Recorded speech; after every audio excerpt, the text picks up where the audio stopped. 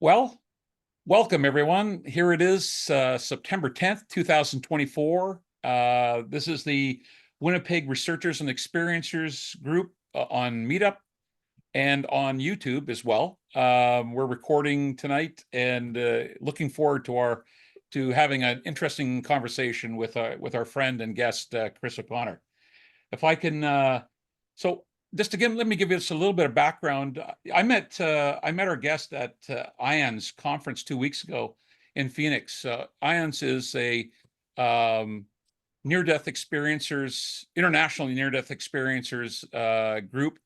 I was blown away at the conference of how good it was, and I advise everyone to actually go and try it one time, go see it. I know next year it's in Chicago, and I'm already planning on going to it. So, but so first of all, I'd like to start, Chris, by saying I owe you an apology and the entire panel that was at the IMs. So I've been doing this for 10 years. I'm thinking, okay, so I've never heard of any of these people, and I'm not sure what they know. I mean, I'm sitting here, I've come from Winnipeg to Phoenix to sort of watch this, and this is sort of the key part that I was really interested in. But it didn't take long before I was blown away by your story, Chris. So anyways, I'd like to welcome you, Chris. Chris O'Connor, welcome to our show. Hi, thank you guys. Thanks for having me. It's an honor and a pleasure to be here with everybody today. That's great. Chris, your story was compelling, interesting, and we'll get into, I've got a few sections that we're going to talk about. But I thought if we can get into just a little bit about you, if you can tell us a little bit about you, just to get into, so people become familiar, like people haven't met you or seen you before, be important for them sort of to hear a little bit from you, what to know a little bit about you before we get started. Yeah, wow, that's always the most difficult possible question. Talking about myself. I'm Chris O'Connor. I've been here on Earth for a few decades now. I don't know how much detail you want, but I just quickly say that I've worked with museums around the world, working in art and design and building and research, and I have worked with like the best Hollywood studios and A-list celebrities. I mean, I that was my whole career, and through that process I began to understand and realize that what I thought were dreams were actually memories. These dreams of being other places, these dreams of having this other life, that it was just so remarkable. I'm like, I'm either completely insane, or I'm really, really good at making things up, and I'm like, it's neither one of those, And I finally kind of figured out, because I began to stitch these memories together, that I had spent quite a bit of time off planet and had some pretty amazing experiences. So once I went through basically my career, I don't know, things weren't quite what I wanted them to be as far as on a spiritual level. I've always been able to, I had an out-of-body experience. I've had near death, and I've seen ghosts and spirits around me. I see something every single day, just about, so it's just part of my life. I didn't think much of it ever since I was a little kid. So I knew there were bigger and more interesting and greater things we're not aware of. And then I just decided at some point, about 15, 20 years ago, that's more important than everything else that I'm doing. Right. So I began to, I was raised fundamentalist Christian, which is basically pretty close to being a Quaker at that level that we were, which, there's nothing wrong with that, but it was very inhibiting. And I did not fit in that at all. And then, so I just kind of decided I had to drop everything. I had to drop all of my beliefs. I had to set them aside. I had a conversation with God and said, I don't know who you are. And, and everything I've heard growing up, it just doesn't make sense that you're vengeful. It doesn't make sense. All of these things I've heard, and I've read the Bible, and like half of it doesn't make sense to me. So my journey began 15, 20 years ago when I dropped all of the preconceptions of any kind of religion that I had. And I started on a spiritual journey. And in that process, then all of these memories began to come back in. And then I began to stitch them together and figure out that I had an entire life off of the planet, and that it's no big deal, really. I mean, it's amazing here when we're talking about it, but the fact is that, we see souls, we see spirits, we see angels, we see these things, somebody sees them every day, but what are they? And then I began to research that and look into that, and I realized that a lot of them are actually, other races, entities from other races that we're working with, we have just forgotten. When we're born, we're meant to forget so that everybody's on the same level playing field. So that's where I'm at. I won't go on with that, but Well, so that's kind that's of it in a great. nutshell. That's a great to start with, Chris, because there's one of the things that I wanted to sort of start with, because we met at the IAMS conference, Mhm. and in your bio that you mentioned that I put out was that you've had. So I had to get used to the acronyms at IAMS. So STEs, NDEs. There's a number of them, but I became somewhat familiar. So an STE is essentially a spiritual transformative experience. Now, you said you've had three. Can you describe them to us in a reasonable, as much as you'd like to sort of put out there? Certainly. Well, my first uh, my first experience that I recall, I was about 9 years old, and I went to a friend's house. He had a swimming pool in the middle of the summer, so it was a thing to do in Southern California.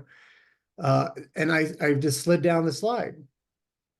And then as soon as I hit the water, I realized, oh my gosh, I don't know how to swim. And I'm like, I don't know what I'm going to do now. Of course, you panic immediately, right? Because Right. you're trying to get out of the water and you can't get out of the water because I mean, it's so interesting about how your brain works in those moments. How it is that I felt like I could put my hands out of the water, put my hands on the surface of the water and push myself out, right?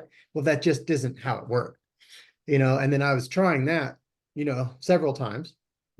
And um, then so I went down, I took in a lot of water, and I began to relax, because what happened is, as I gave up, I'm like, okay, I'm not getting out of this situation.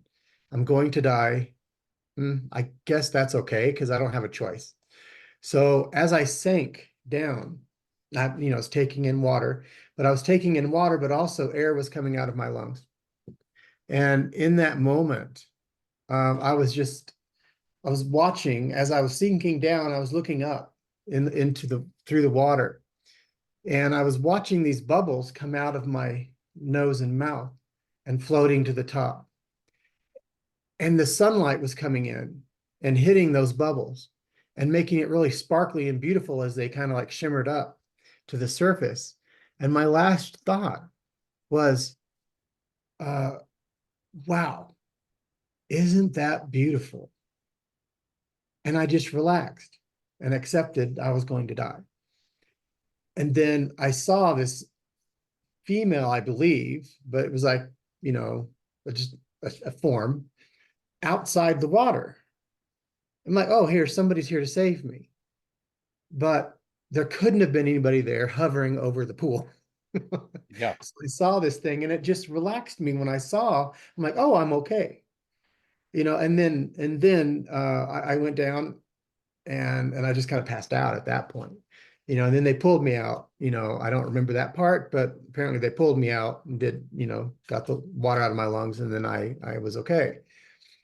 So that was like the very first thing that I recall.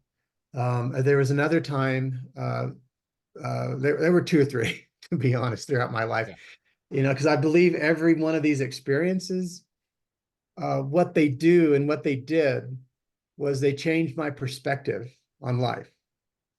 And they allowed me to see something bigger and greater, and so the second one, long story short on this one, just, it's like dramatic that we don't need to hear all the bad drama part, but I was abducted when I was a young man and kept as a slave for a few weeks. And there was a point in time when I was lying on a bed in some room somewhere, and I can hear people talking outside the room, two men. And they were talking about what they're going to do because they were going to, off me. They were going to kill me, and what they were going to do with the body when they were done. We're like, oh, well, we'll just take him out into the desert. We'll bury him out there. Nobody will find him, kind of thing. And then as I'm listening to them speak, I popped out of my body and I'm standing at the foot of the bed and I'm looking at me lying on the bed and I'm hearing these men talk. And then suddenly, there's this, I don't know, I think it was a guide. It had to be a friend. They were trying to bring me out because I'd been drugged, over and over and over. They would inject me and drug me and keep me drugged. And I didn't know what was going on and what was happening. So as I'm standing out watching my body, suddenly somebody starts slapping me on the face, like a drum, just really, really quickly, on my body, but nobody's in the room. And as soon as they start slapping me, I open my eyes and I see a figure there. I can't see the face, but they're just slapping me. And it was to wake me up. And then the next thing I hear is, "You must leave now." And so I'm like, okay. And whatever drug state I was in at that time, I came out of it at least enough to see that there was a window in the room. It was on the second or third, I think the second floor of a downtown city area. And so I crawled out the window and down and went to the ER. And I was able to, I was saved at that point in time. Wow. So that was my out of body. Yeah. But again, that caused me to rethink that, wow, we exist outside the physical body. So that was really very helpful to see that. And I have another one or two, but I don't want to just dwell on that if you don't want to, so. We're open. I mean, I guess part of this is learning about you and your past and your history, because we'll get into some of the other stuff that you had talked about at the conference, but, and I'm fine. Like the near-death experience is pretty remarkable. And I heard several at the conference where people are above their body, meeting angels up there and having different dimensional beings, and almost everyone had a different but similar type of an event. Mhm. So I suspect that's what you're referring to, even in a near-death experience that you had the same similar type of things, I presume. Right. Now, what I did learn was that with near-death experience, especially near NDEs, is that, see, you have to understand, each of us have guidance. Most of us know that. And those guides, those people that work with us from the other side to, keep us protected and, give us information, and depends on how much you communicate with them.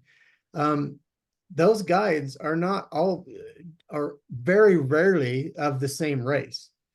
So like there's this group of different entities that choose to be together. Like we create a family here on Earth, right? When we grow up, we go out, we get married.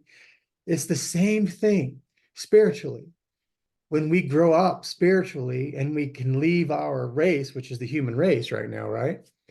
We can join other races of souls and work with them for, common goals. And that's extremely common. In fact, it's almost required on the other side.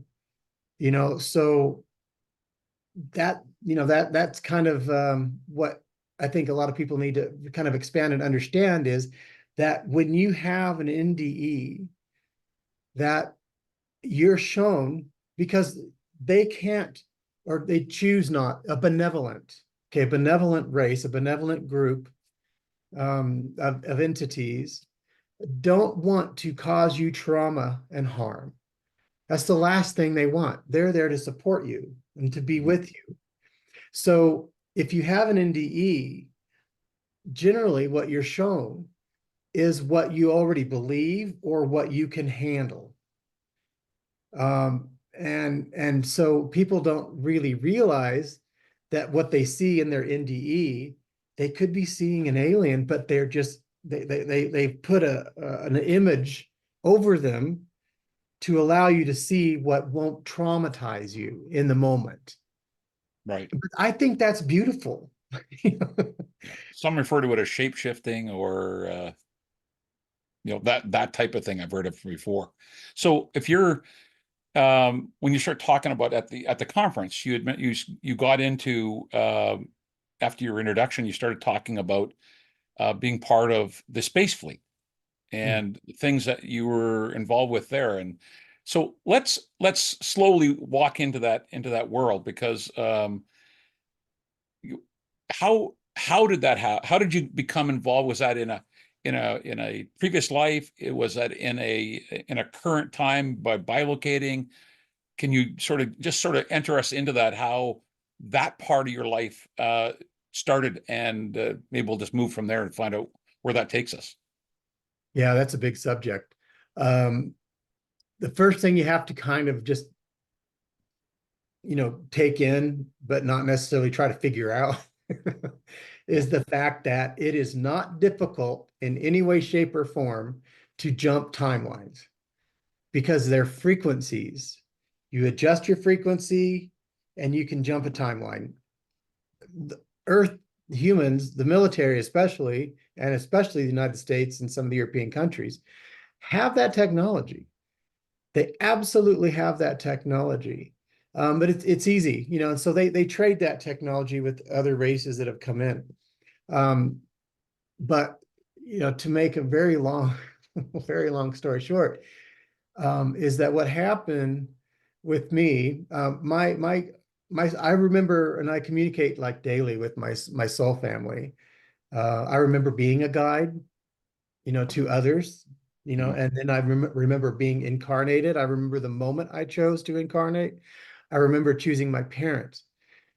So all of those things, have allowed me and given me this really amazing foundation of remembering the process of what happens, and it's really, I'm very sorry. I lost my track because there was three things in my brain at once. I forgot which Yeah, one you asked. we were just talking about so your process of getting into the space fleet, like how did that all Oh, start, and yes, of that. course.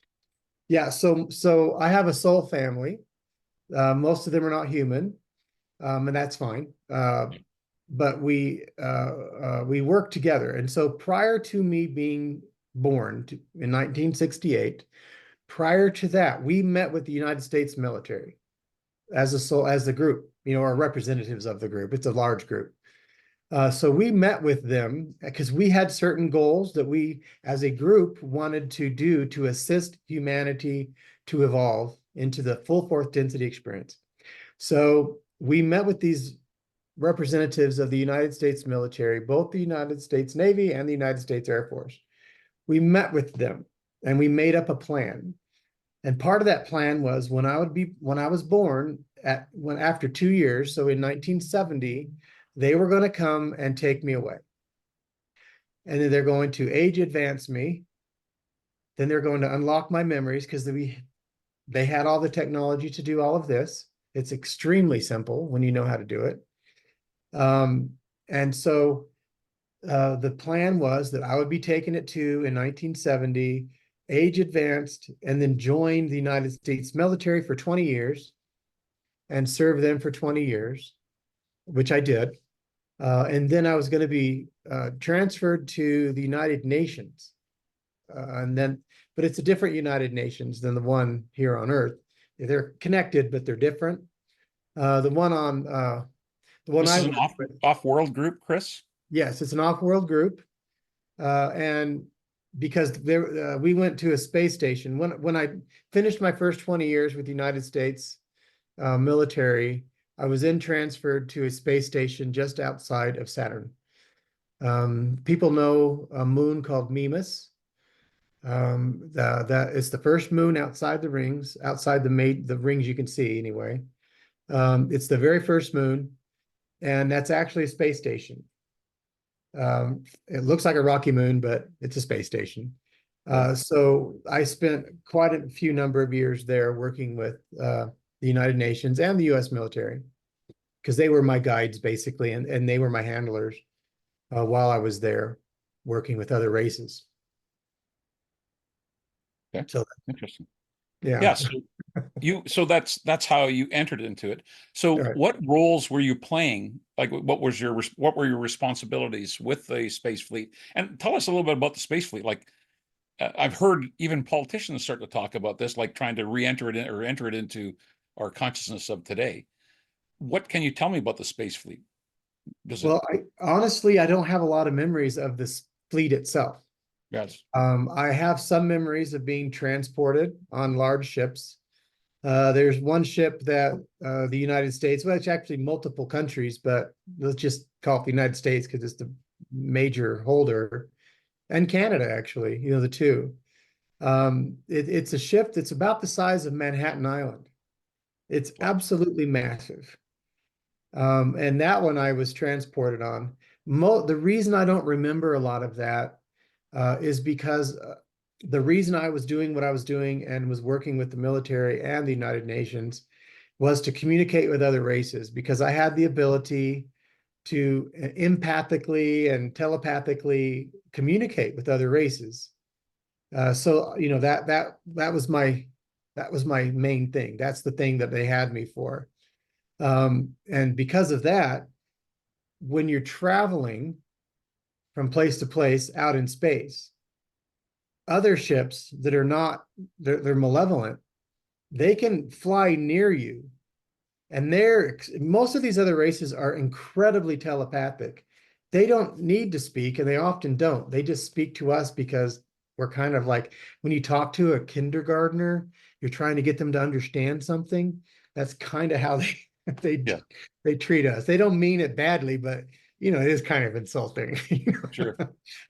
But so say, for example, if I'm on a ship traveling and there's a malevolent ship nearby and they have telepathic entities on there, they can connect with me without me even either knowing or wanting them to, and they can glean information. That's how they get a lot of information against the other side. So what happens most of the time is people like myself, and I'm not the only one, there are many of us that were doing this telepathic and empathic work. They would literally put me in stasis. So of all the years I was gone off planet, I would say 75, 80% of the time I was in stasis, and in a stasis pod that was like a Faraday cage. It blocked, information. It blocked waves so I that see. nobody could telepathically connect. So that's why I don't have a lot of memories of the actual fleet, because most of Right. the time I was in stasis. Oh, interesting. And you had one of the roles that you'd mentioned in Phoenix was the role that you were negotiating. There was a group of beings that had an experience with Earth spacecraft, and that had caused a massive problem on the planet they were on. And can you sort of add some color to that picture? Yeah. Um, Yes, of course. There was this race. In fact, I can show you guys an image. There was this race. Part of what I hope that we all begin to understand is we've been off planet for decades now, exploring and going out, to other moons, other planets, because space travel is easier than, when you have the right technology, it's quite easy. So they can do long distances pretty quickly. Um, Last I heard, and this is years ago, but last I was aware of, there was over 122 separate Earth human colonies out there. They're not wow. all nice. They're not all good. Some of them are really bad people. Some people call them the Dark Fleet. I don't know if they're exactly connected, but probably. And they'll go out and they will take advantage of other races. You know, the thing about communicating with other races off planet, it's not about, there's no currency involved, it's trade. Now, trade is how everybody basically comes to an agreement. And this malevolent group of Earth humans that no longer live on Earth, but they're from Earth, went to a planet that I believe what they wanted were crystals, some form of crystals, some sort of quartz crystal, because that's one of the most traded things in the whole galaxy are crystals. Crystals and information, gold, those things are the number one. Well, this planet had a crystal that this group wanted. And they went to them and they tried to negotiate extremely cheap trade. Well, this race they wouldn't do it. First of all, they're kind of neutral, but more positive, and they didn't really want to work with these Earth negative forces because they're known for being kind of jerks. So they didn't really want to trade. So this group attacked them, took what they wanted anyway, and killed 300,000 of them. So naturally, this group, this alien group, were really upset. Now, fortunately, this alien group, they're not highly emotional at all. They're sort of like, if you know what Vulcans are in Star Trek, you know, they're sort of like that, where they try to suppress their emotions. Right. So they don't react too much. But when they do react, it's extreme and fast and super powerful, right? So what happened was we were in this negotiation after the fact that they were attacked and 300,000 plus of them were killed. Then we were on the moon of Mimas at the Earth Embassy having a conversation about how we're going to make it right. That's mostly what I did, was making things right that these other humans were doing throughout the solar system and galaxy. Right. We had to go back in and make it right all the time. So here we are. I'm sitting across, there's like a boardroom, kind of boring, but true. Long enough table for 3 people on my side, 3 people on their side. There might have been 4, maybe one standing in the back, but I don't recall exactly. And so I have a superior sitting to my left, and then another man next to him.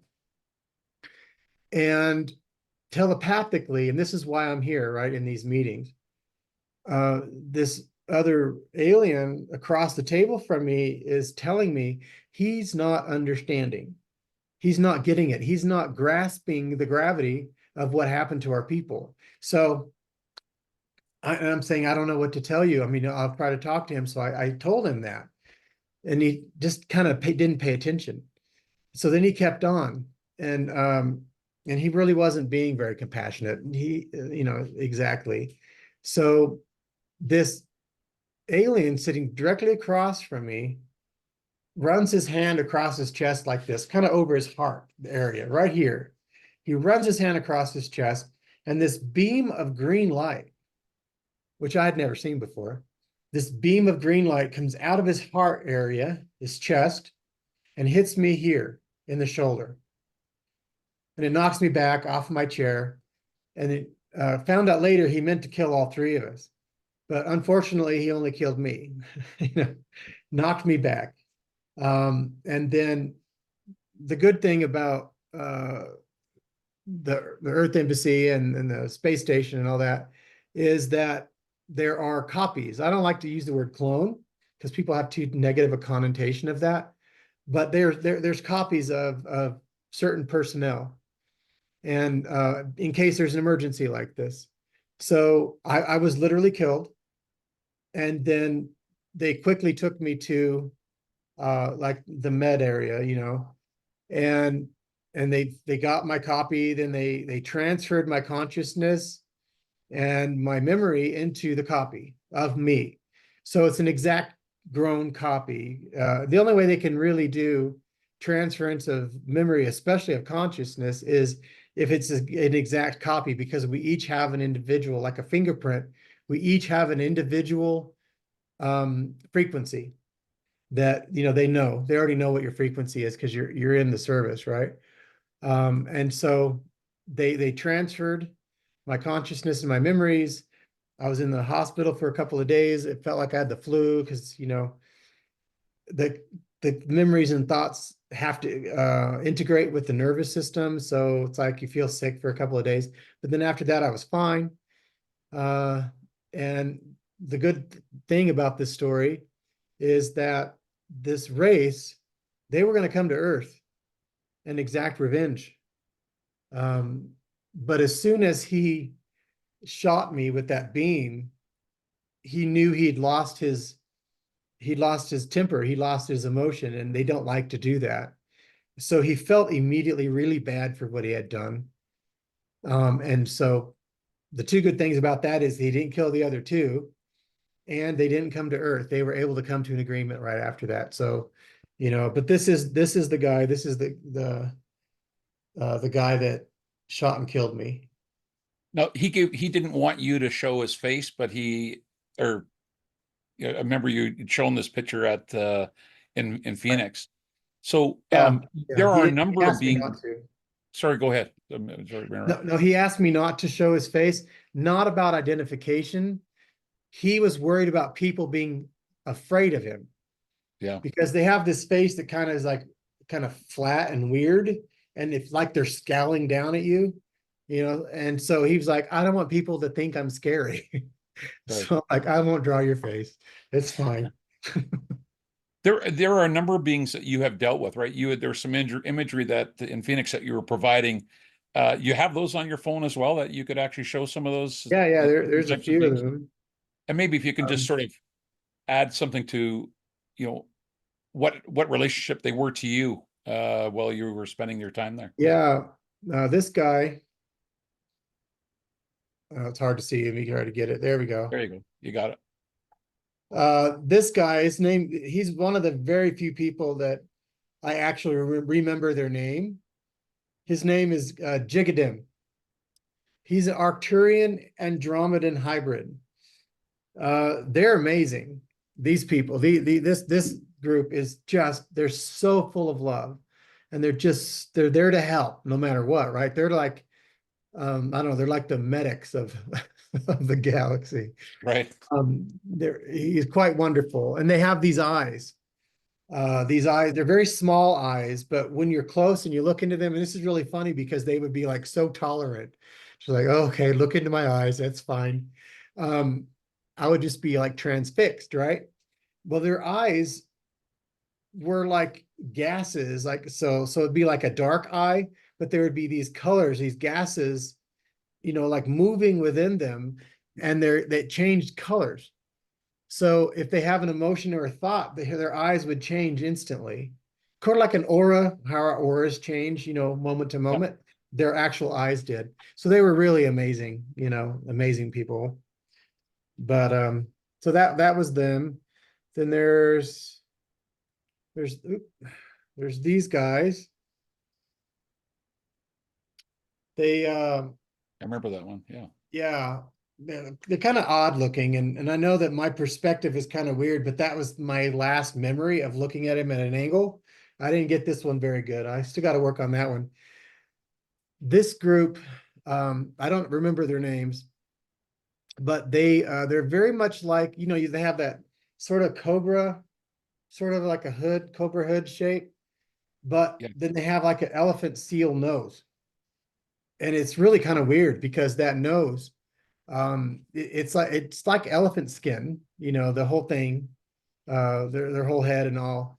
But they're incredibly loving beings, and they are highly telepathic. And what they do is they build ships. They build ships out of thought, technically. That's what we're going to learn in the higher upper fourth density lessons.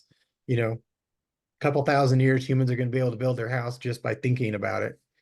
And a lot of races can do that. We just can't yet. We haven't learned it. We've forgotten that we can, and then now we've forgotten how to do it. But Right. that's part of our evolution. So they build ships. And this guy, this race, it was hard to see there, the white. There we go. I got it. Okay.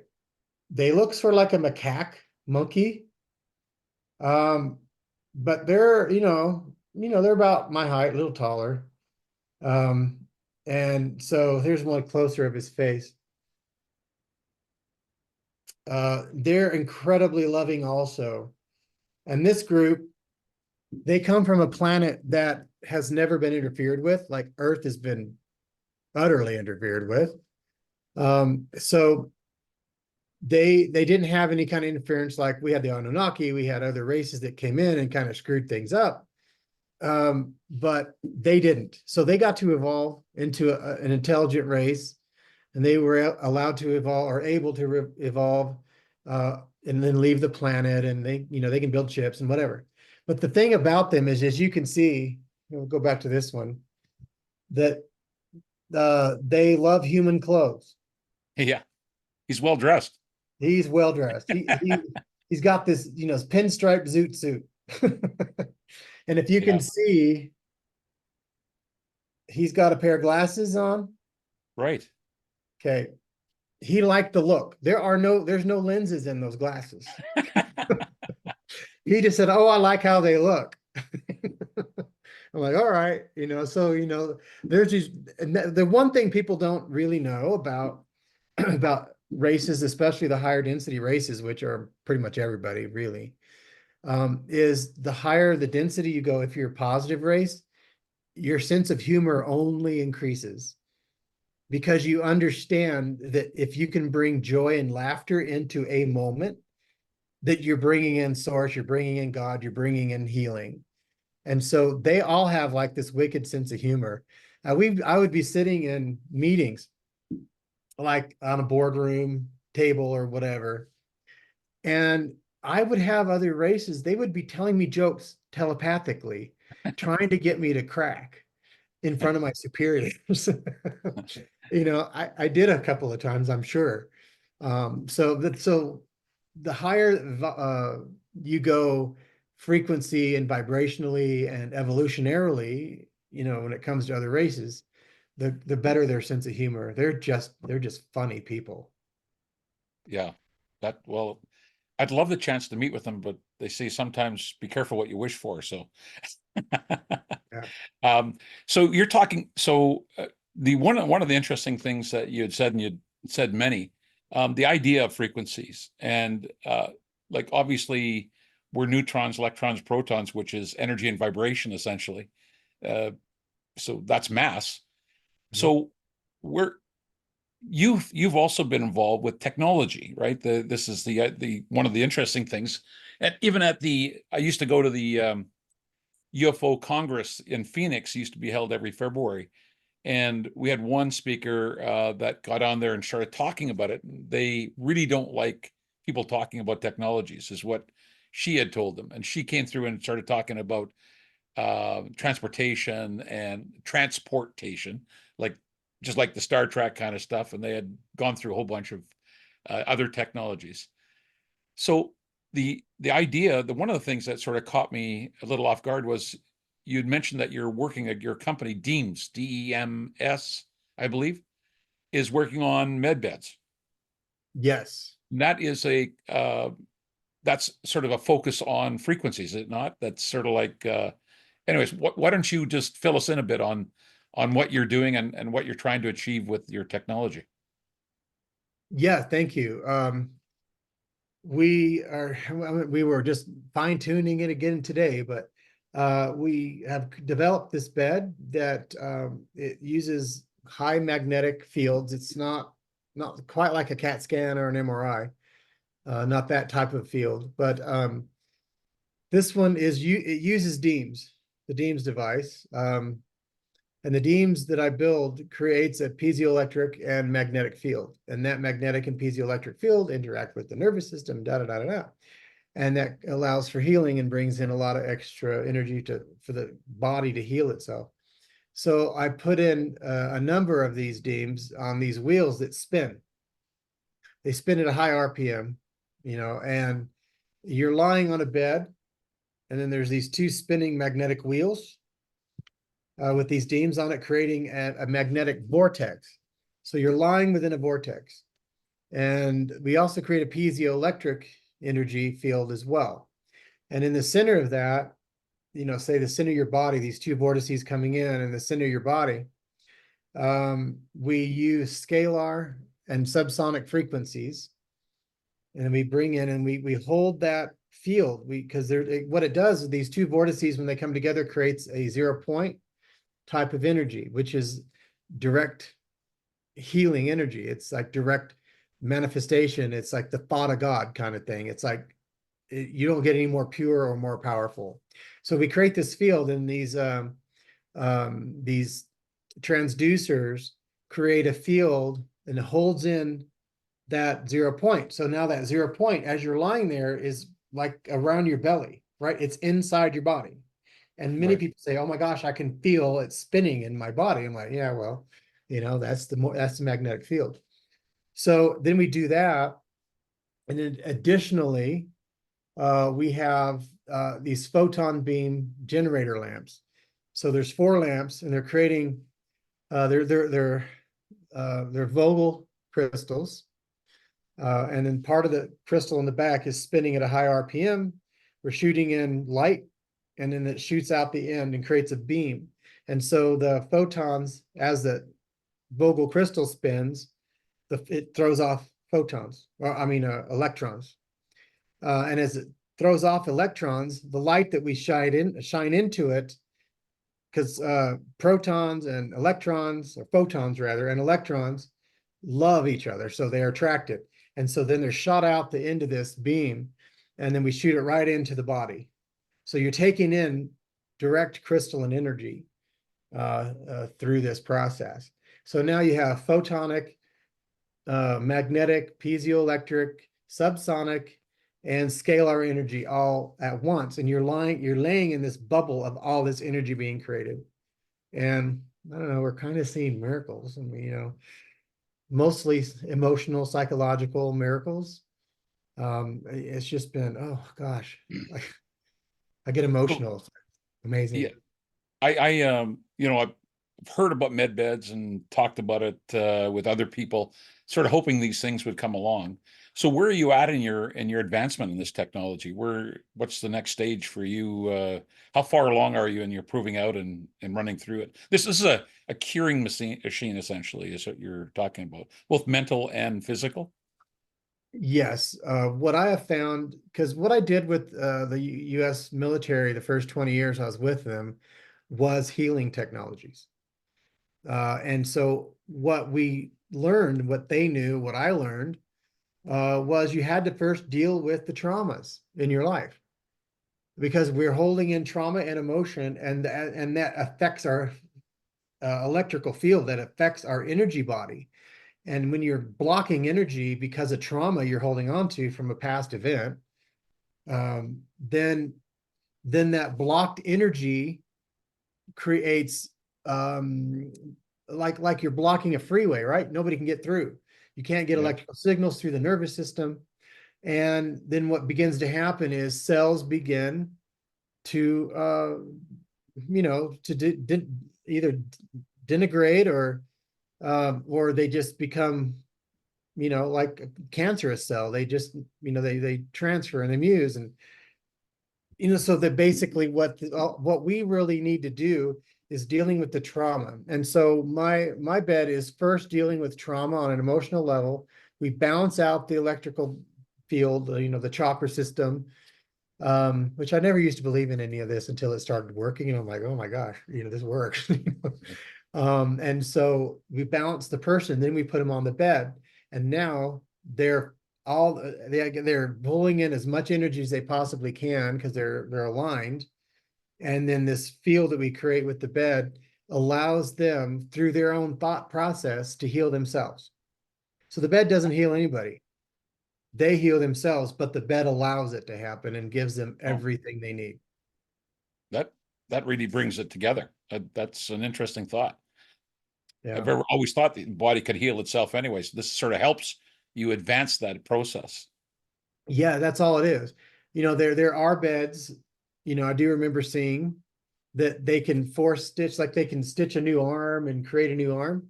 That does exist, but that's not what mostly is used. Mostly what is used is dealing with psychological trauma and boosting the individual's thought and their abilities to manifest and actualize through thought.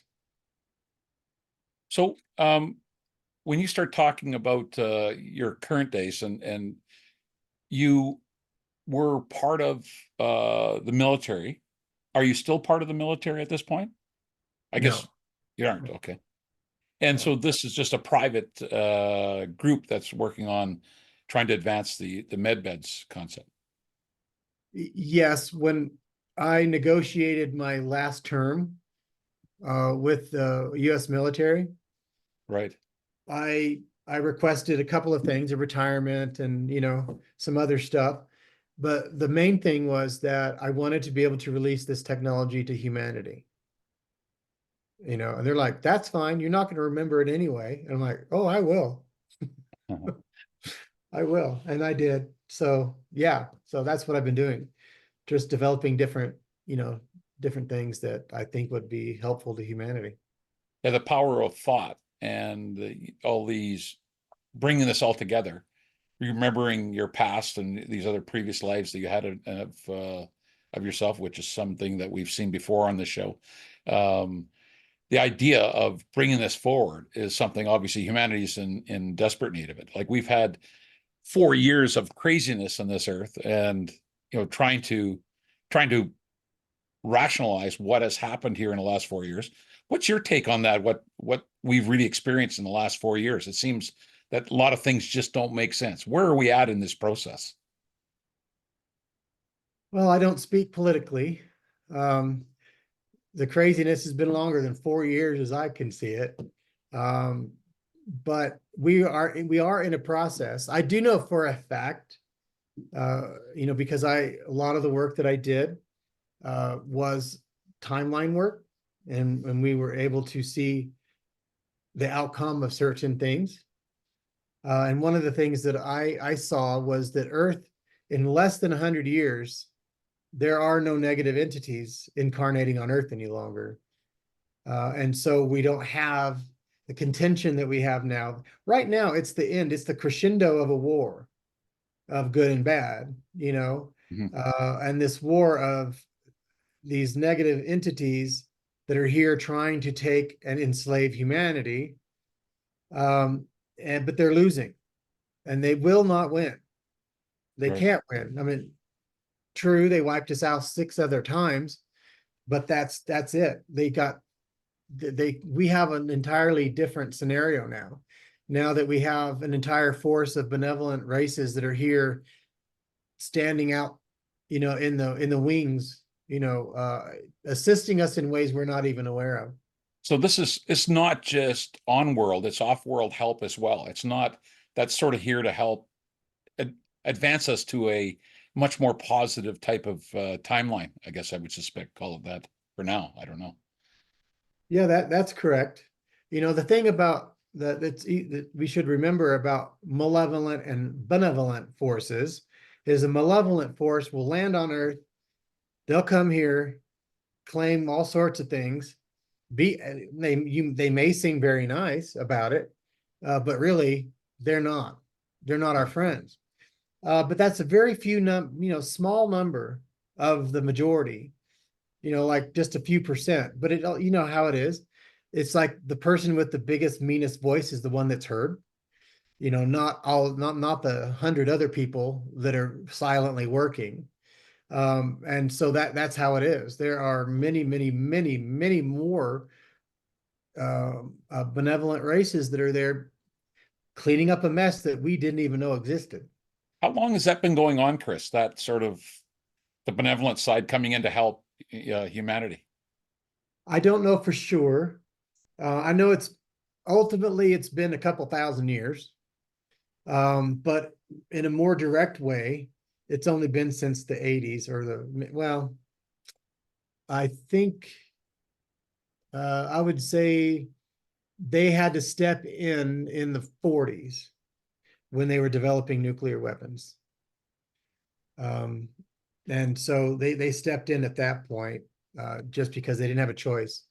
Because nuclear power, nuclear weapons is it's a terrible thing.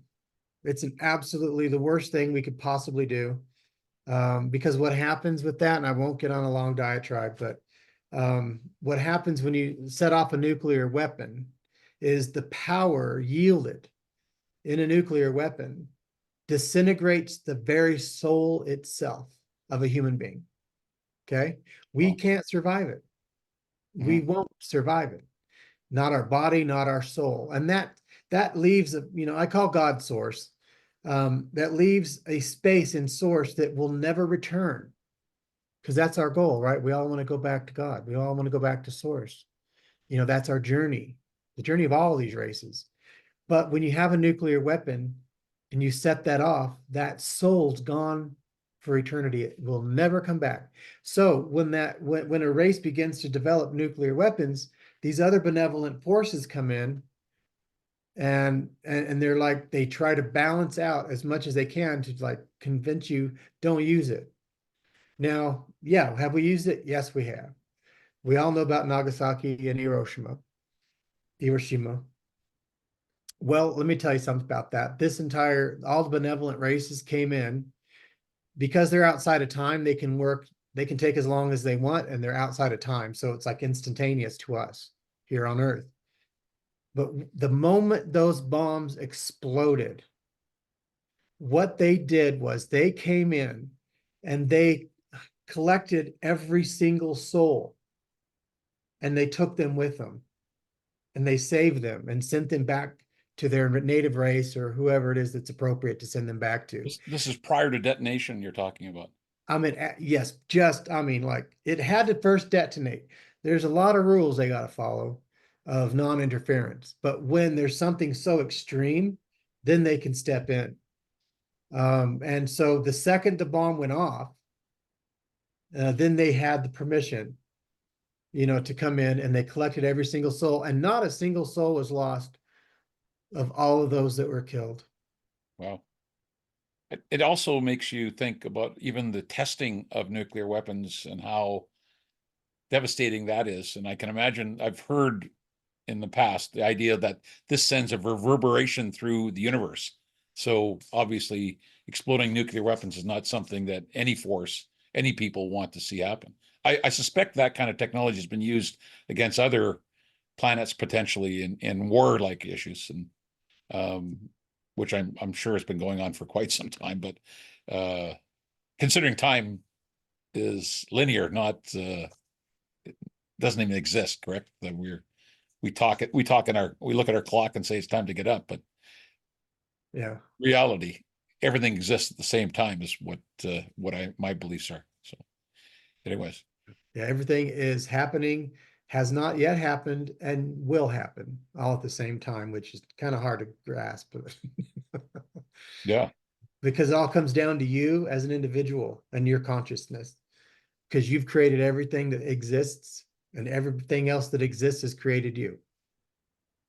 great. I thought I'm just taking a look at the chat to see if there are questions and stuff like that that come from Yeah. the group here.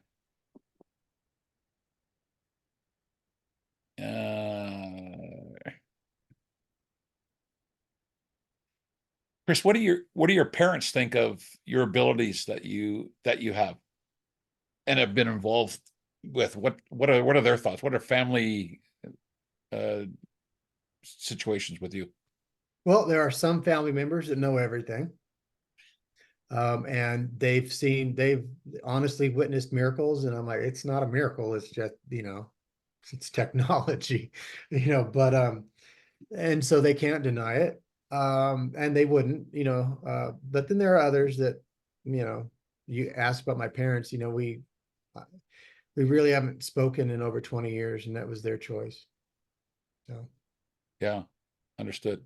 So also the connection to spirituality. I mean, well, that was one of the things I noticed quite a bit during our time in Phoenix, of the especially people who've had near death experience, this connection to source, creator, God, as other people refer to it.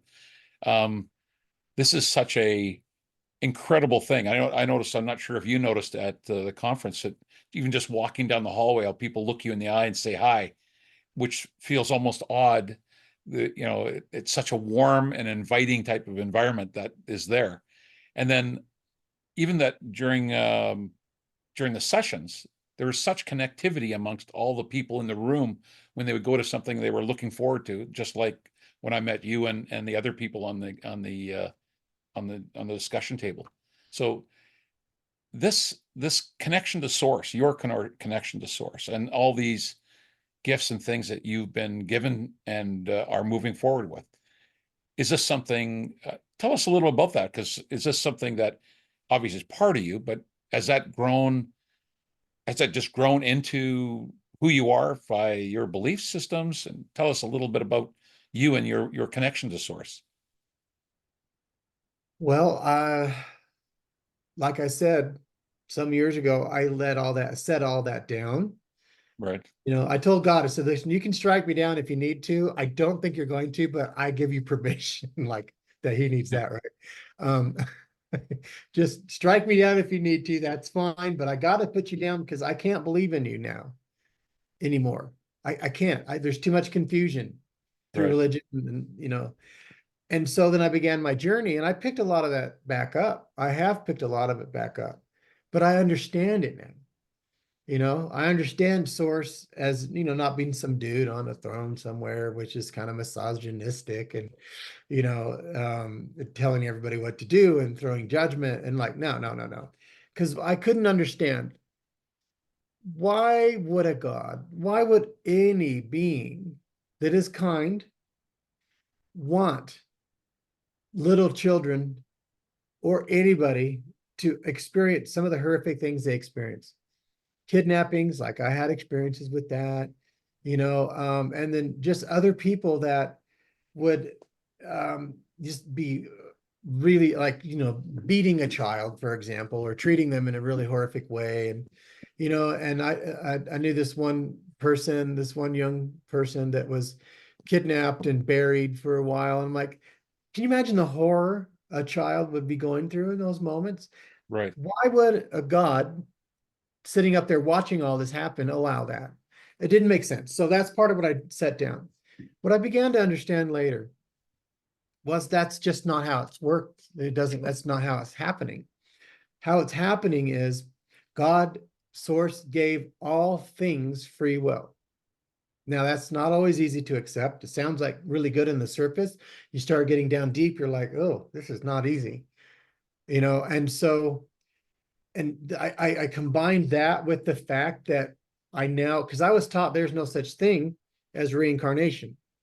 There's no such thing, of coming back. You got to get it right the first time. I'm like, firstly, who in the world could ever live on this planet and be like Christ-like, which probably Yeah. wasn't as Christ-like as we think he was.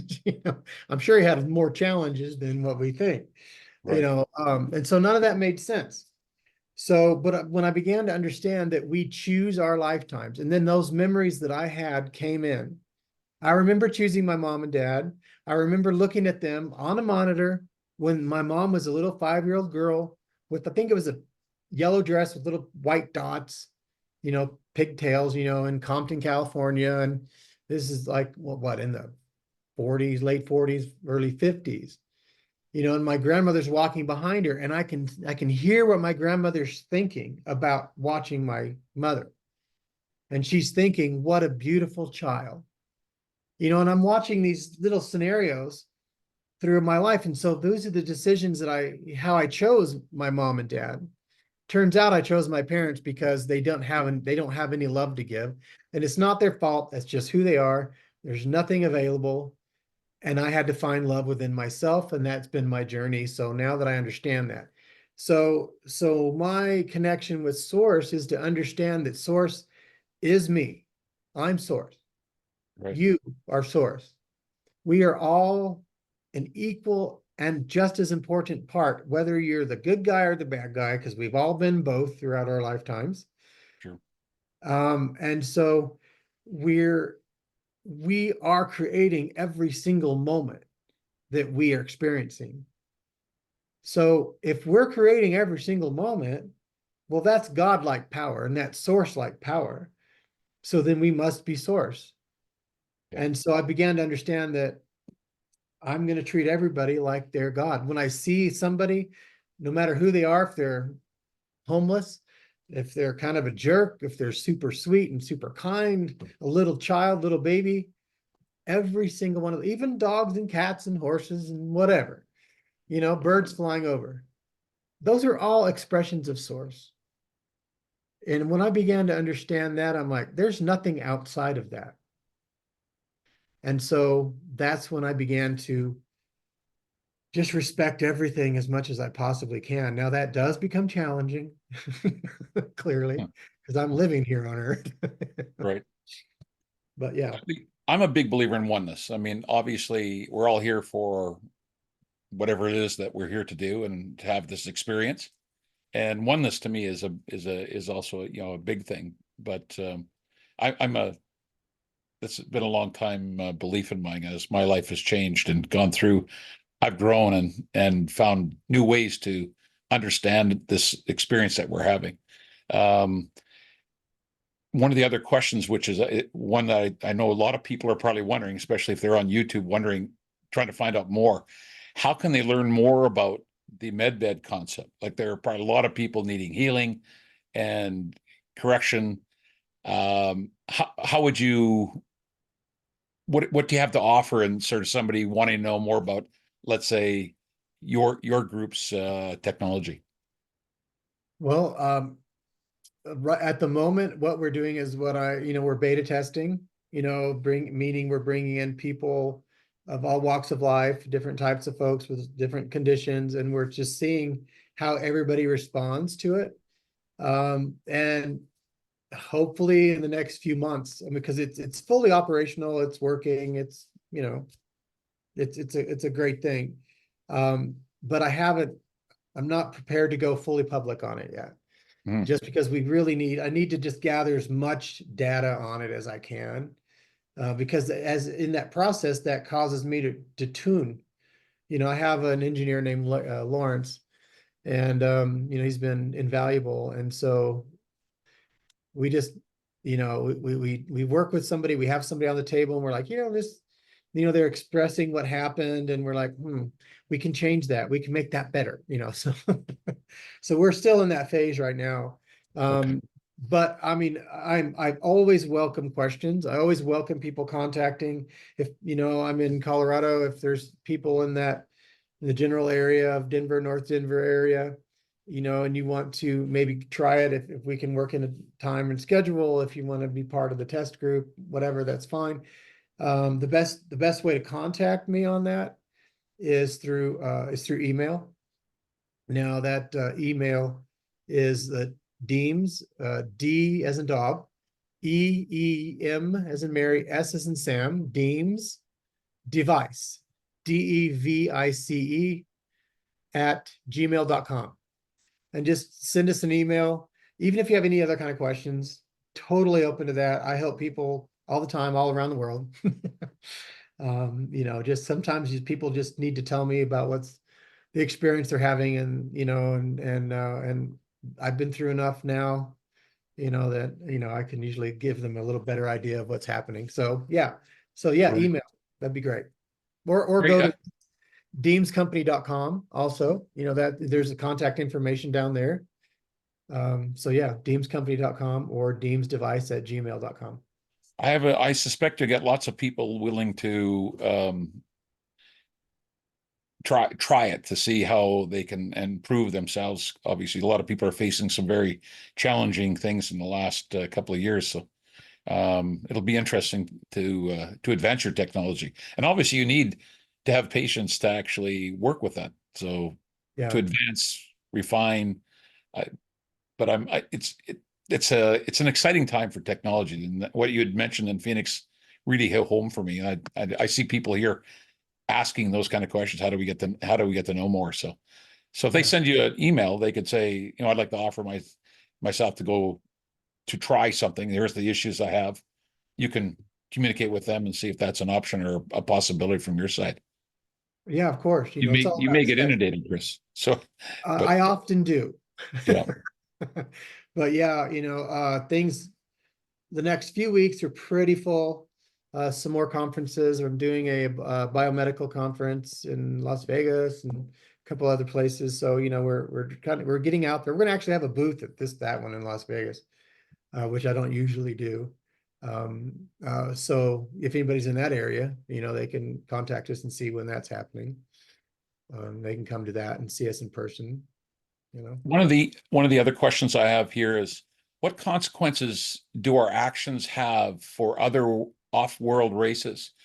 And Mm. how can we contribute to the healthy relationships with them? You know, that's a really good question. Yeah, I thought it was. Yeah. That's Uh, Roger Arnold, Arnold. I gotta go. I'll talk to you later. Okay, Goodbye. thanks, Betty.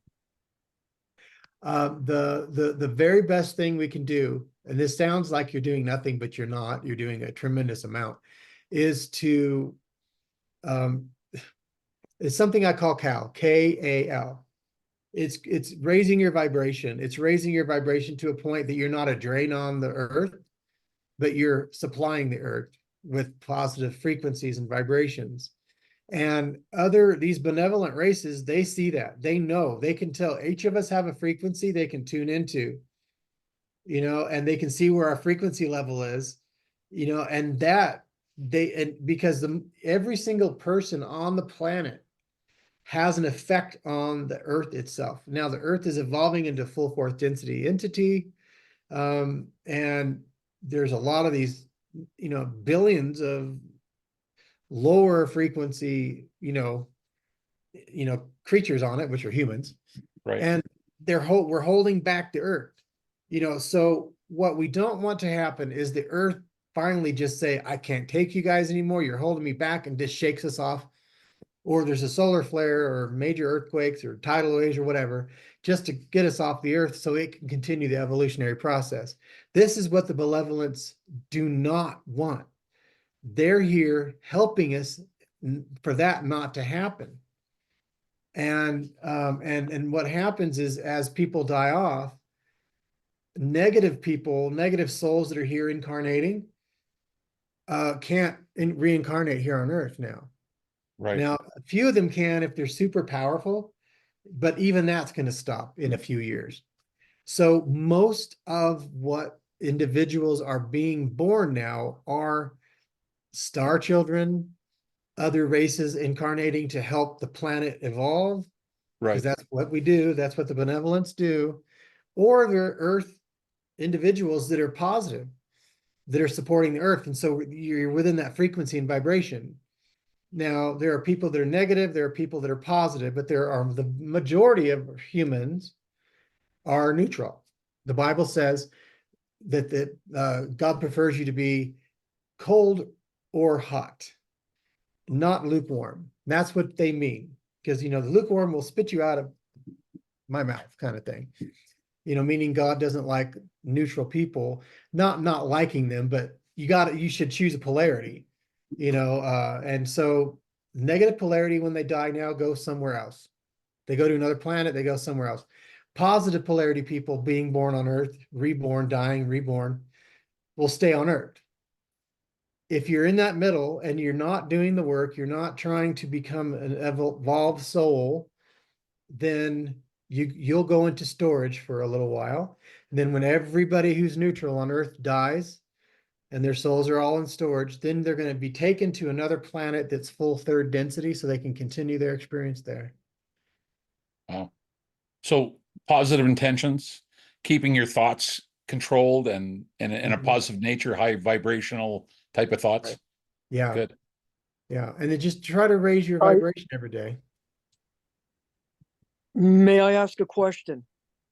Uh, sure. Go ahead, Susan. Yeah, okay. I feel I'm a benevolent being. I'm incarnated here from Cygnus X1, or actually from Refactanum Refactanum universe. I remember all my past lives. I remember the wars and everything, and I can tell you exactly why there's been such a treacherous war over this planet.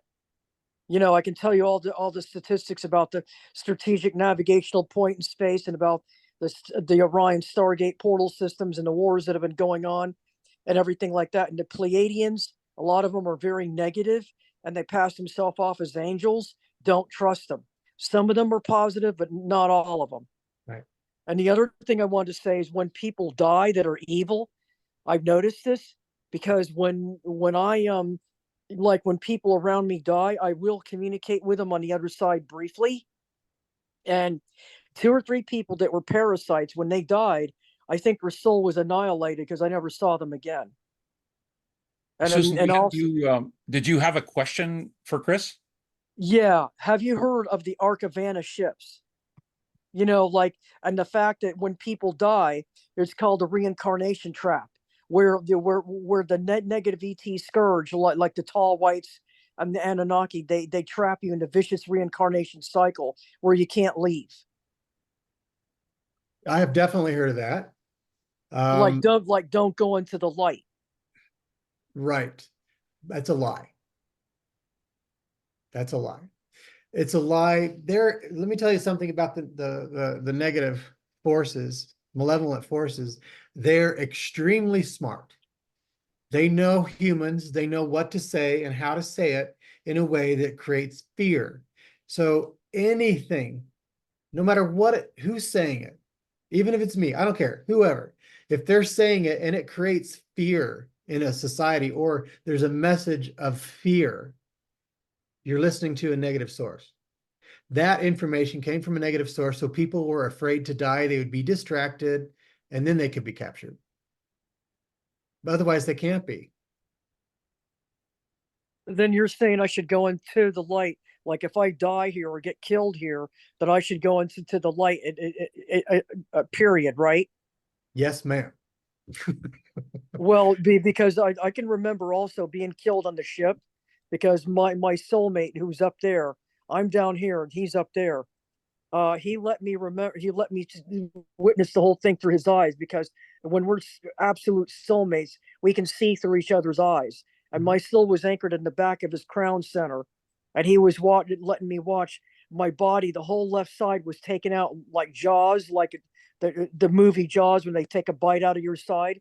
That's what it looked like. And he let me watch it. I was laying on the steel table, and he had the Arcturian doctors and the other doctors there, and they put a cylindrical silicon wave field like a straw, like I was submersed in a straw, but the straw was a silicon wave field, and they put the myelin fibers and they put the stem cells and they put the spindulum, like when a cell divides, the spindulum lines up with the magnetic north of the earth, right? When the cell undergoes mitosis. What had happened was they injected my cell with Morgellon fibers, and I regenerated those organs in that body, and then they were able to reanimate my body after it restored the biomatrix. Thanks, Susan. Wow, amazing. So Chris, we'll just move on to there's some other questions here. Have you, this is from Vincent, have you experienced these non-human intelligence beings at the conferences? Did you have any in connection or communication with them during the conference? Any conference or IANs or It just says conferences, so the IAMs I would probably refer to it. Yeah. Yes, it's really interesting. Pretty much anywhere you go, where there's a group or large crowds, especially spiritual or seekers or UFOs or that kind of thing, when people are genuinely there and they're in some form of love, getting along, like you mentioned, people walking by and saying hi, that's because there's a connection. There's a love connection there. That's super attractive, to a lot of these positive races. But but also don't forget that a lot of these races look very human. Yeah, you would know the difference in a crowd. And then yeah, other among ones, us. they are. I mean, There was a TV series, I think in the 90s, called V. If you guys remember that, Yeah, I do. that's probably one of the most accurate. Now, that's all the negative side they're showing, but mostly, I have to say, mostly if an entity is going to come in, it's, more often negative than positive because they have an agenda. The other malevolent forces will come in to balance it out. Okay. So they'll be there to help and protect. So yes, I have seen in crowds. What used to happen is I thought I was going insane, like 15 years ago. I literally thought I was crazy. I went through, um, some of the best doctors on the planet for neurological issues. And I was scanned and I was all these things. And they're like, there's nothing wrong with you. But I'm like, why is it that, number one, my body's vibrating? It turns out it was a Kundalini opening experience. And here I had all these doctors trying to help me figure it out. Well, Right. those poor people couldn't figure it out. I couldn't figure it out. And I feel bad for them now, but and I'm like, and then the other thing that happened, what would happen to me is as the Kundalini really began to open and my eyes began to open, I see things every single day, right? I see them in the sky. It's just the world, it's jam-packed with entities we can't see. But Right. anyway, I would look at people, whether on the television or in person or on the street or whatever, their face would go blurry. It'd be like it would swirl and go blurry. That's why I thought I gotta have a brain tumor. I mean, this is not right. Right. Turns out that was part of my ability at that point was opening to detect humans from non-humans. Now Wow. I don't see that swirl, but I recognize the resonance. There's a resonance to it. So I can feel them. I can look at them and I know who they are. Here's another question, Chris. How was a soul created? Are you Oh, familiar with that? I am. I am. A soul is created. Uh, the impetus of the creation of a soul is very humble, extremely humble. So there's a spark of consciousness that happens.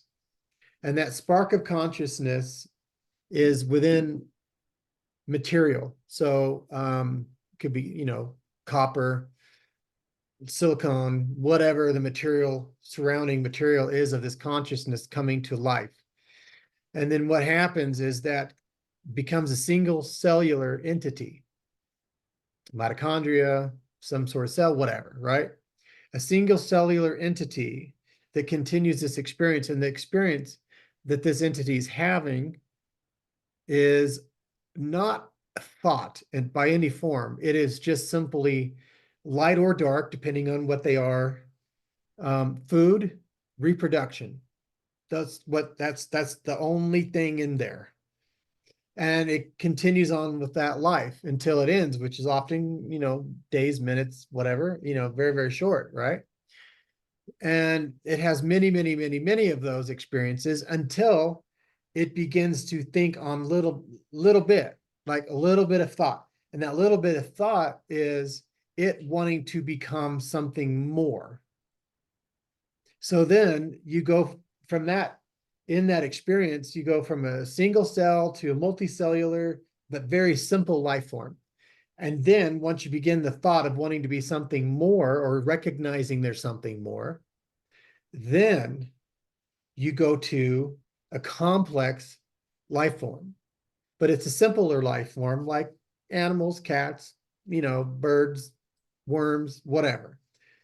And then you go through those lifetimes. That's also called the second density. Then you continue that lifetime until you go through it and you become a more and more complex being, maybe a wolf, maybe, a horse or, elephant or what have you. And then you have higher complex thinking at that time. You can plan things. You know that you're part of a group. You know you don't want to be alone. You know you need the others to survive. And when you look in the pond to get a drink of water, you're like, oh, that's me. Whatever animal you are, you recognize that you're seeing your reflection. that's the impetus to now become an even higher life form. And that next higher life form is on Earth, the human life form. And so that's where we are now, where most humans have gone through, you know, a number of human incarnations. But then you begin to realize that we're not alone in the universe. Our soul is super amazing, that we're part of something much greater than we're aware of.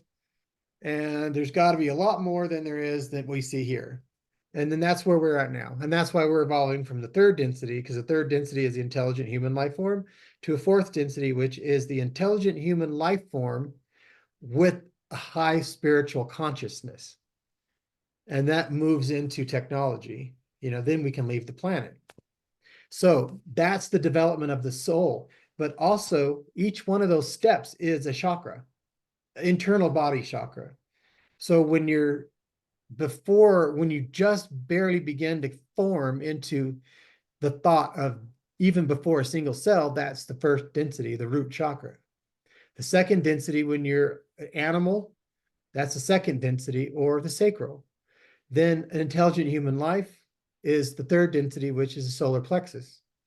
Now, fourth density is the heart chakra, which is, you know, where we have to come into love and understanding how to use love to communicate with one another, that love is literally a material. We just don't know that yet. We can't see it yet because we haven't evolved enough. And that's the love that we use to manifest.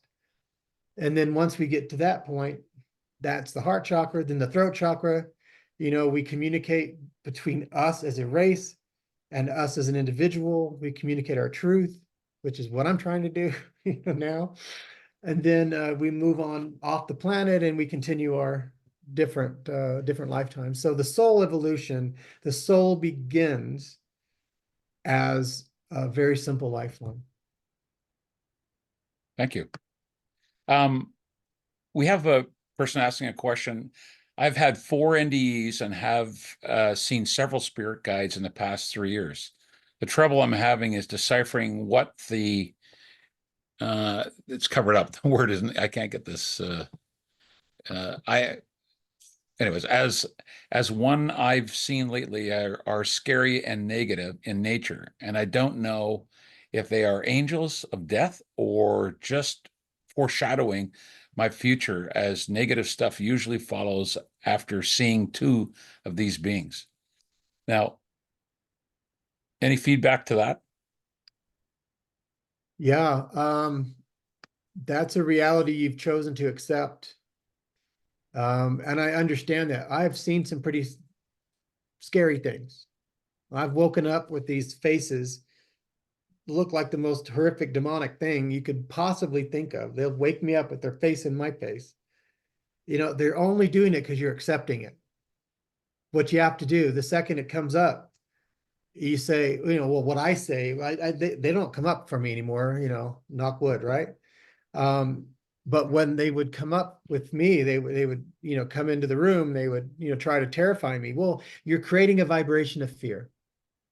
They're there to absorb that frequency of fear. So you're becoming a nuclear power plant. The first thing you should think of is, screw you. I'm not doing that. You know, I'm not going to feed you with fear. What I'm going to do instead, even though I'm afraid at the moment, you know, because you can't help it, right? You're popping in and there's this horrifying thing in front of you. You can't help but be afraid. You're human, you could die. But the second or two later, you remind yourself that you have the power. That's why they're there. You don't have it. Then the next thing you do is you send them love. You just imagine blasting them with light.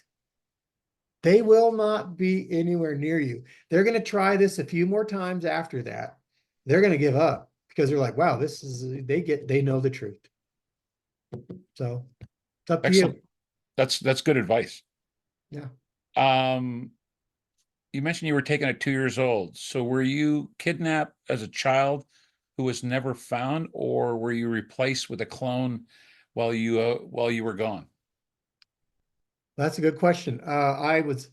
This is why I said at the very beginning of that is with one thing we gotta just kind of open our minds to is there are multiple timelines. That we can jump from timeline to timeline. We do that with technology. I can't wait for everybody to know this. But basically, when I was finished with my 60 years, I did 60. I did 3 what we call 20 and back programs. I renegotiated my 20 years, 3 times, or yeah, 2 times. And after that, into that 60-year period, and I can blow your mind a little bit more by telling you I'm still in the military, I'm still off planet. I haven't come back yet because I don't come back until 2030. But then when I do come back, they move me off of that timeline back into 1970. So the only thing that happened, I was 2 years old in the crib. I was gone. Nobody even noticed. The only thing they noticed was I somehow got from my crib in my room down the hall into the closet. And they don't know how that happened.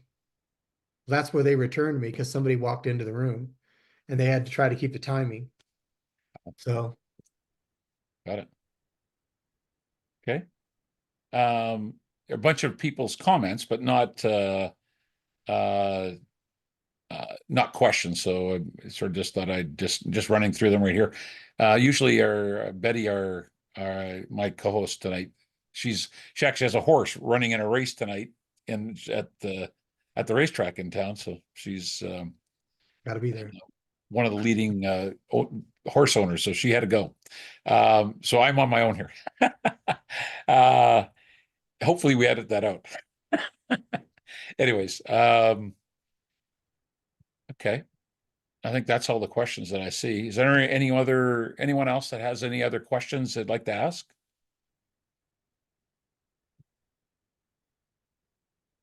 Okay.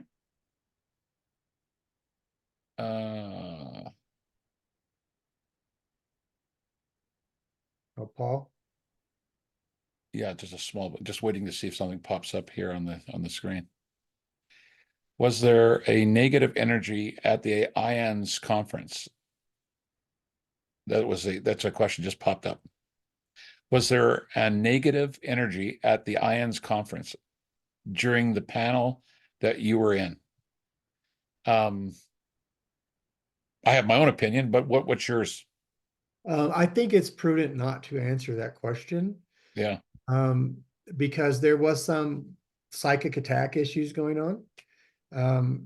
But they weren't terrible. I mean, so I don't know if I'd call it a negative entity or just a negative energy trying to stop what was happening. Because you know what? I absolutely applaud IANS Yeah. for doing that. I absolutely applaud them because they pushed past something they were not comfortable with. But they did it, and I'm so proud of them. I have to agree with you. That's brave to put that out there. Yeah. But you could tell by the amount of chairs, like for instance, in your session with the other two, they had to put in 50% more chairs because there were people coming in even after you started. They were still bringing in chairs to fill the room. So it was well received. I thought was very well received. Overall, I thought the IONS was a very positive experience. Yes. I didn't experience any negative energy there. I was, I think I'm a real positive thinker from the word go. And I was delighted with the people, the makeup of the people at the conference. Yeah. So warm and welcoming. The stories, the guests, the keynote speakers were out of this world. I think, I'm not sure if you can watch them on ION's website, which is ions.org, I believe. Actually, we have Paul here. He might be able to even come in and actually add something to that. But if you can listen to just the keynote speakers, I'm sorry to say that your session wasn't recorded. At least I don't think it was. I know it was broadcast within the room, but I'm not sure if it was recorded. But which I was disappointed because I'd love to show and send that to other people that I could have. But what's better is to have you on the show and answer the questions and do the things in person with us. So that's a wonderful thing. And you only had 20 minutes really to say what you wanted to say in the whole thing. So we really appreciate you coming tonight to sort of share what you can. Mark? Still going through these. Mark, Yes, Paul, go ahead. I can't find the raise hand icon here, so Okay. here's my raise hand. Anyway, to respond briefly to your two questions here. It was not recorded, partly by design. And here is Mary Ann. Second. Hang on. Hi, Mary Ann. She just leaned over here. Okay, so go ahead and say what you want to say. Oh, yeah, it was not recorded. This was the first time we've done an ET panel. So it was, stepping outside the box. And we do have video on demand for all the other, anything in room 1 through 3 was recorded and will be available as on video on demand after about 2 or 3 weeks. But And next where year, can let's they find that? record the ET panel. Pardon? Where can people that are even watching this on YouTube, I what put it email in address? chat, but it's conference.ians.org. Wonderful. Thanks. Great. Yeah, hopefully people, I mean, I have to tell you, those are life-changing type of discussions, and the keynote speakers especially. Every morning I sort of thought, should I go in? And well, sure I should. And I learned something from each one of them. I mean, it was a wonderful, wonderful experience. I would highly recommend going to that conference next year in Chicago, and we can maybe all meet each other again. Absolutely.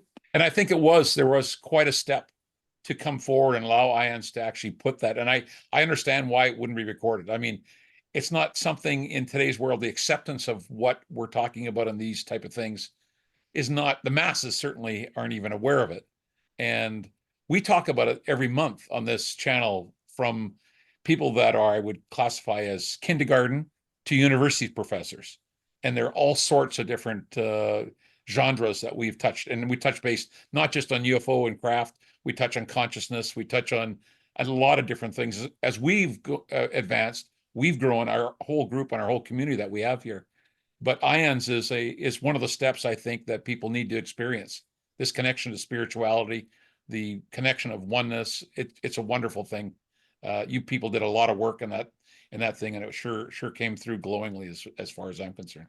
And there is a big connection between NDEs and ET consciousness. And so more will be coming out on that. And the other reason it wasn't recorded, not that it was new, but it's such a sensitive personal issue that many people don't want to be seen in public because they might not want people to see them in the audience later. So for privacy's sake, on a discussion group, we generally don't record the discussion groups. Understand totally. So let's make it a real panel next year. Yeah, no, that's great. Thank you for coming in and sharing that, and enjoyed both your company. Well, I'll add my comment now, and that is that this is the first time they had the topic like that, and we were bridging quite a range, and many of the people really loved it. We had a bigger crowd in that room than in the other rooms at the same time in parallel.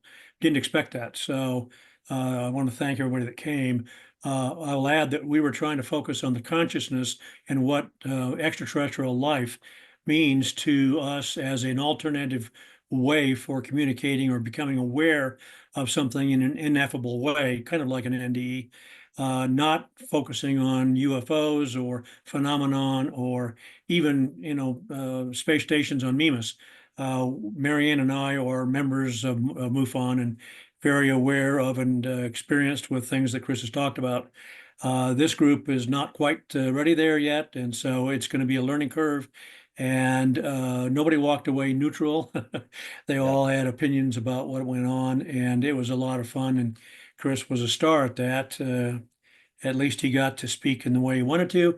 And I'll add that I told the crowd at the time when I was moderating that we're going to make this a interactive thing, and that the crowd will determine where we go. And so if we went deeper than they expected, blame the crowd. Yeah, no question. You did a very good job, Paul. I thought I know sometimes it can be difficult. There are lots of passionate people in this group that will have opinions and will like to voice them. And some of them have had traumatic experiences in their lives.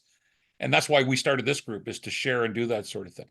But I do Frankly, I appreciate was the- amazed at how many people spoke about having had these extraterrestrial experiences. Yeah. And including even the lady that gave us a ride to the airport. She started talking about this stuff, and even Catherine on the panel started talking about stuff that I hadn't heard about before. So it clearly struck a kindred line with many people, but it's usually the ones that are the most outspoken that you hear. And so we will see what happens next year. But let's just say Chris shook things up a bit, and we're still recovering.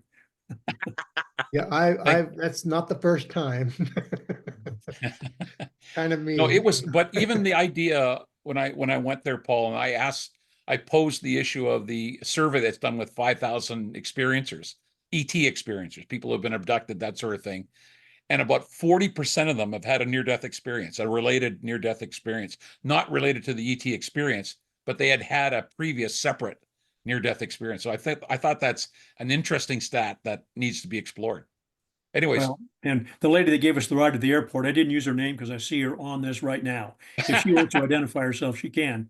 But Yeah. we're going to invite Chris to the Boulder Exo group and try to get him to talk. Not try to, he will not hesitate. So we'll get him to talk, and that'll be, it's typically 75 to 100 people that come to those meetings. And past Is that a ones have Zoom included call, people Paul? like Emery Smith. Paul, is that a And Zoom call?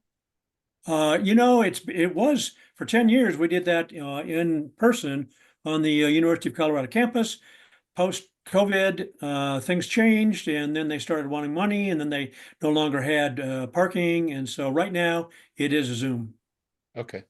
If you want to post it in our chat, how you can get into that. I know a lot of our members would like to come and they're big into this. This is a big passion in their life. So I have a suggestion I'll do instead, and that is I'll put Chris in contact with the organizers. Once something is firmed up, then I'll send it to you, Mark, and then you Okay. can redistribute it. I can share it to my group. Thank you Yeah. very much, Paul. Okay. Thanks. So.com. Veronica, It's boulderexo.com is the website. Boulder So- sorry. boulderexo.com. That's that voice that is always in the back of my mind. It's not my guide, it's my boss. You're wonderful people. Veronica, I see you have your hand up and you've been patient. Thank you very much. Sorry, Chris, I'll be right with you here. Maybe Veronica's got a question for you. Go ahead, Veronica. Yeah, hi, Chris, great topic and very fascinating. I was trying to figure out how to word this question without making it too lengthy, but I guess on the topic of just sort of emotions, I know you mentioned fear and so on.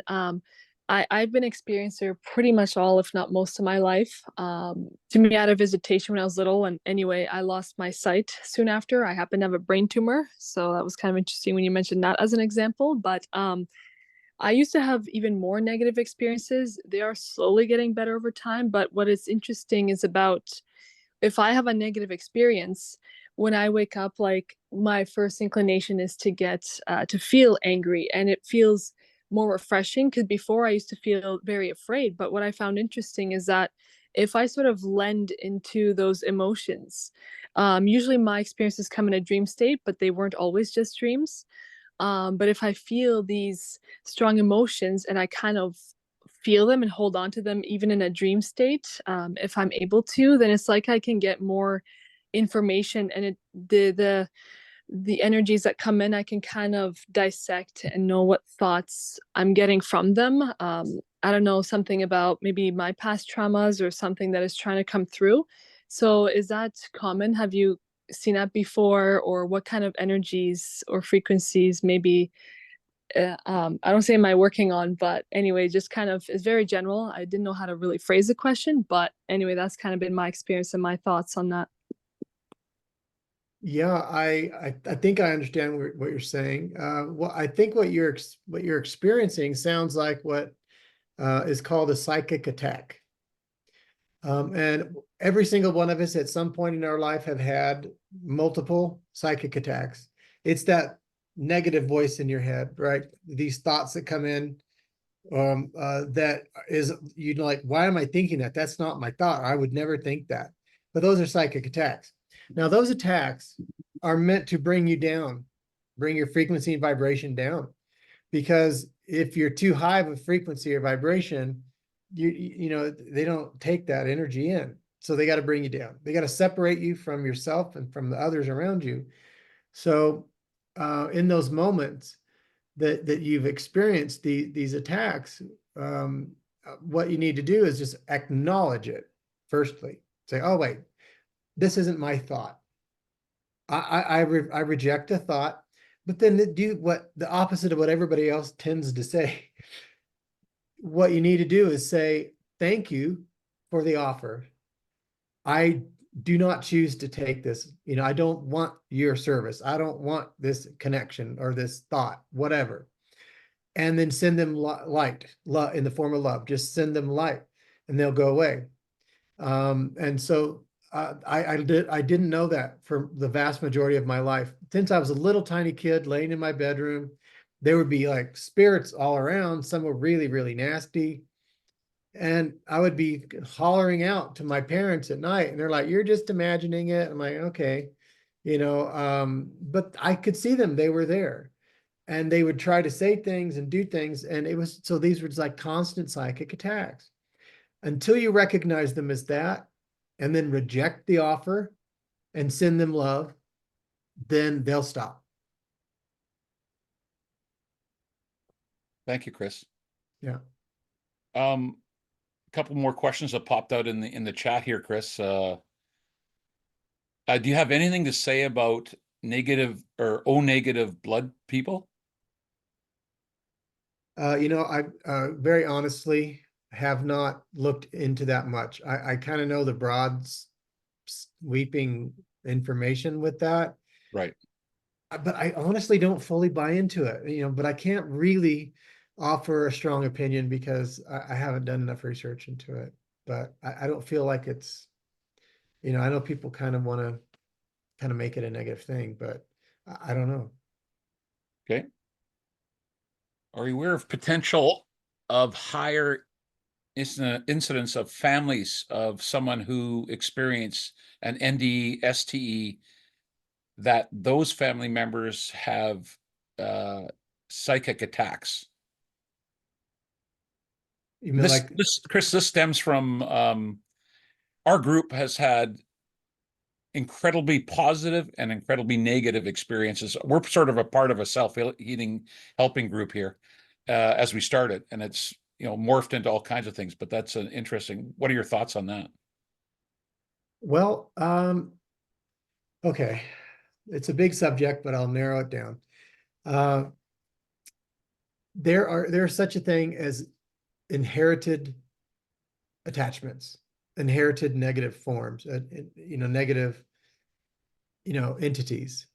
Now they'll stick with the family, and they usually come through the mother, not because it's a female thing, but it's because the mother's the one holding the infant right within her body. So there's a much deeper connection physiologically there. So an attachment is easier to make while in vitro. So as a child is born, it can already have attachments. Often they'll stay, you know, in, you know, hibernation for a very long time, or they may never manifest at all, or the little child doesn't really have the frequency. They're like too high frequency, so they can't attach. So it becomes very common.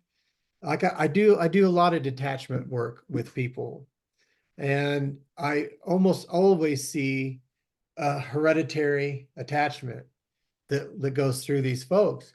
And we kind of detach it from the individual I'm working with, and we can't detach it from the others because it's a free will thing. They have to request it. But yes, that's a very common thing to happen, is these attacks can come in just because you're connected to other people on such a deep, intimate level. Thank you for that. Yeah, there are people also in the chat that are thanking you for putting your efforts into a med bed and to help humanity to be able to heal these type of things. I suspect you're going to get many people sending you emails, sort of asking questions and seeking potential help, or even being able to come in and for you to work on them, for instance. I don't know. So anyways, I also thank you for that as well. I think that was from Razal, one of a friend of mine that had put this in. And when you start thinking about things you can do to help humanity, what you're doing there is something incredibly significant, because we are in the time of healing. We need some healing in this earth. There's no question about it. So very good luck with that. And if there's anything I can do to help you, Chris, on that front, I'd be more than happy to talk to you about it. So anyway, Is it okay if I ask another question? go ahead, Susan. Yeah, I'm O positive, and there's a lot of talk around the UFO communities about how RH negative is the one that like 63% of all abductees are RH negative. Well, Yes. I'm O positive, and when I went to the ICAR website, and I looked at his page, it said like 47% of those that were abducted were O positive, and I'm O positive. Now, I don't know if he's talking about RH negative as being the star seeds or the byproducts of these alien abductions, or if he's talking about like RH negative as being the initial ones that have been abducted through the family lines. Right. Thank you for that, Susan. Yeah, And why is it? What percentage of abductees or experiencers or alien incarnates experience a really negative family that reject them and don't accept them into the family at all, and just take them for granted? right. Thank you again, Susan. No, I mean, what percentage? That's what I don't know. asking. I can't, that's a 500 question questionnaire that 5,000 UFO ET experiencers have taken. And it's a massive document. I don't have it handy and can't look it up, but the one thing that did catch me was the relationship between ET experiencers, abductees, and near-death experiences, which was a very high number. I'm thinking around 40%. Don't hold me to it. I remember it was a very large number. I just don't have it handy here right now. That was on Free, FREE, and you may be able to look it up on the internet and check it out. One of the other things, Chris, I have another question here. Do you use grounding mats or bed sheets with the med bed? The med bed's grounded itself.